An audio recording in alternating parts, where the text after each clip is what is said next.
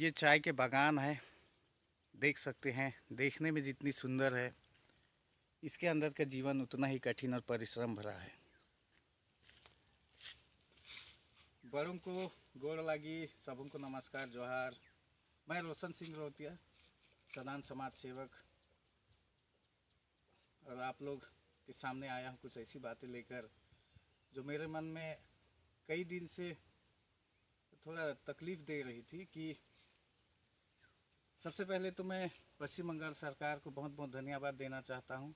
श्रीमती हमारे पश्चिम बंगाल के मुख्यमंत्री श्रीमती ममता बंदोपाध्याय जी को, कि उन्होंने चाय बागान वासियों के लिए, चाय बागान मजदूरों के लिए 20% बोनस का अनाउंस करके और चाय बागान वासियों के लिए खुशी लेकर आई, उसके लिए बहुत बहुत धन्यवाद। पर बैनर और पोस्टरों को देखकर मेरे मन में कई चीज़ें प्रश्न उठती रही है। तो जब भी मैं देखता हूँ ये बैनर पोस्टर जिसमें चाय बागान के सभी चाय मजदूर भाई बहनों के लिए 20% बोनस का ये उपहार, तो बहुत बहुत अच्छी बात है, यह खुशी की भी बात है। पर हम लोग चाय बागान, ये तराई डुवर्स हो, चाहे हमारे पहाड़ दार्जिलिंग हो, चाहे असम की बात हो, तो चाय बागान वासियों का ये भी काला सच है कि जब भी चाय बागान वासियों के लिए जब पूरे साल भर मेहनत करके साल में एक बार उनको बोनस दिया जाता है पूजा के नाम पर, दुर्गा पूजा के नाम पर, लेकिन इसका एक सच भी है और बहुत ही काला सच है कि पूजा के ठीक पहले यानी बोनस के ठीक पहले कई चाय बागान बंद हो जाते हैं और उन चाय बागानों के जो मज़दूर हैं उन्हें असहाय छोड़कर सब निकल जाते हैं अपनी झोली झपटी जो भी बांध कर। तो हमें कई बार ऐसे देखने को मिलता है। इस बार भी वही घटनाएं घट रही है। डुवर्स में कुछ दिन पहले या कुछ हफ्ता पहले ठीक बोनस अनाउंस के बाद ही कुछ चाय बागान बंद पड़ गए बिना नोटिस के, बिना अनाउंसमेंट के। तो ये आम घटनाएं हो चुकी है अब। और मैं ये हमारे राज्य सरकार और शासन में जो भी हैं, प्रशासन में हैं, मैं उन सभी से अनुरोध करता हूँ, एक चाय बागान मजदूर का लड़का होने के नाते और चाय बागान के एक युवा होने के नाते, कि आप लोग इस पर ध्यान दीजिए।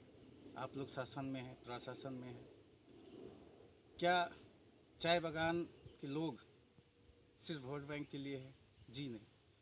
तो इनका समाधान ढूंढिए, खोजिए।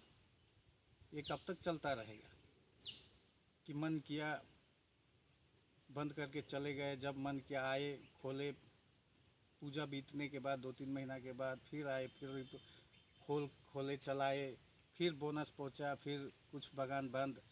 अब चाय बागान वासियों के मन में एक डर भी समा चुका है कि पता नहीं इसके बाद किसका नंबर, कौन सा बागान का नंबर, कहीं हमारे साथ कि पड़ोस का बागान में बंद हो गया, तो डर तो यहाँ भी लगेगा। तो इसीलिए मैं आप सभी से, ये मेरे मन में जो शंका था, थोड़ा सा तकलीफ़ था, वो विचार मैं रख रहा हूँ। किसी को बुरा लगे या कोई इसको, मेरी इस बातों को कोई राजनीतिक मुद्दा ना बनाए। ये मैं एक आम नागरिक, चाय बागान का एक युवा होने के नाते मैं अपनी व्यथा रख रहा हूँ। और हमारे राज्य सरकार के जितने भी नेता मंत्री और शासन में हैं, उन सबसे अनुरोध करता हूँ कि आप लोग इस पर एक निर्णायक कदम उठाइए और समाधान ढूंढिए। ये हर साल की यही घटनाएं हैं, बचपन से देखते आ रहे हैं। कभी कौन सा बागान बंद, कभी कौन सा, ठीक पूजा के सामने, बोनस के पहले। तो ये तकलीफ़ देता है हम सबको, चाय बागान वासियों को। और ये जो बैनर पोस्टर चौक चौराहे या चाय बागान की एंट्री गेट में काफ़ी बड़े बड़े बैनर पोस्टर लगाए हैं, 20% बोनस चाहे मज़दूर भाई बहनों के लिए, तो ये भी है कि मेरे मन में ये भी प्रश्न उठता है कि जो चाय बागान बंद पड़ चुका है और उस चाय बागान की चाय बागान वासी, चाय मज़दूर जब ऐसे इन बैनर पोस्टरों को देखते हैं तो कैसा मन में तकलीफ़ होता होगा। आप लोग ज़रा सोचिए, कैसा लगता होगा उनको कि राज्य सरकार घोषणा करती है कि सभी चाय मज़दूर भाई बहनों के लिए 20% का बोनस, और ठीक बोनस से पहले कई चाय बागान बंद, और उस चाय बागान के चाय मज़दूर असहाय, लाचार, बेबस, किसके पास आवाज़ लगाए। इसीलिए मैं राज्य सरकार और शासन में, प्रशासन में बैठे जितना भी नेता मंत्रीगण है, अधिकारीगण हैं, आप लोग इसका समाधान ढूंढिए और ऐसा मत करें।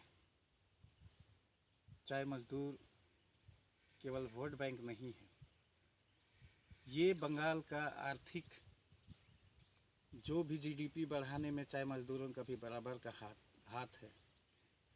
इसीलिए आप सबसे विनती है, निवेदन है कि इस पर ध्यान दीजिए, इसको रोकिए। ये हर साल की घटना है, क्या इसका कोई परमानेंट सॉल्यूशन नहीं निकलेगा? अगर निकलेगा तो कैसे, कब,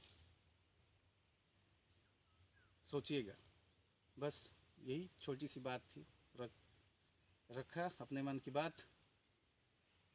धन्यवाद।